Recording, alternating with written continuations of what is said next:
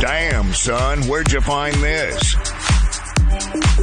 You are now about to hear the most inspirational podcast that exists online. We're giving...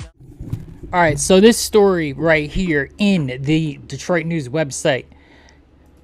The Lansing state leaders are voting to increase hunting and fishing licenses in a total of $20 million. Now, if you do not do either hunting or fishing, obviously, like many people in this country, you don't hunt, you don't fish, doesn't mean anything to you. What's $20 for $25 for a fishing license, $12 for a hunting license? It's a lot, because some people's families have grown up in a culture where hunting is part of the way of life.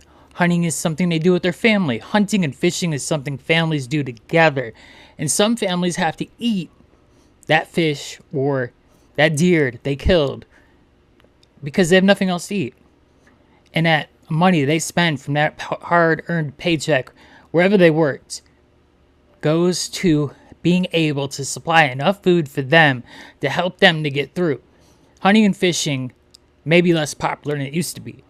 At one point, there was 700,000 hunters registered in the state of Michigan, aka people who bought licenses to hunt and fish.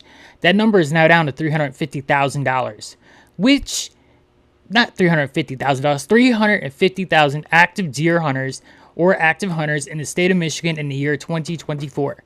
Now, hunting's expensive. Fishing's expensive. Both fishing and hunting can be cheap if you use crappy equipment.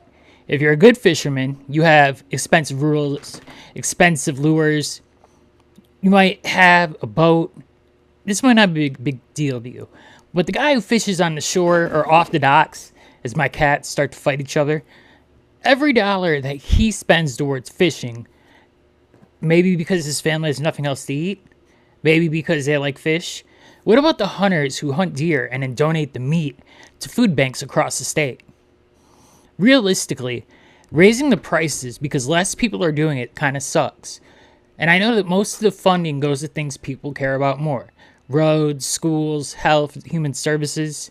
Hopefully, they can come to an impasse and not raise it by $20 million and make exceptions for those who are low income or seniors or those who are students or, maybe people who hunt and fish as a way to feed their families. Some way, somehow, hopefully, they can come up with a solution to not harm everyday Michiganders who enjoy hunting and fishing.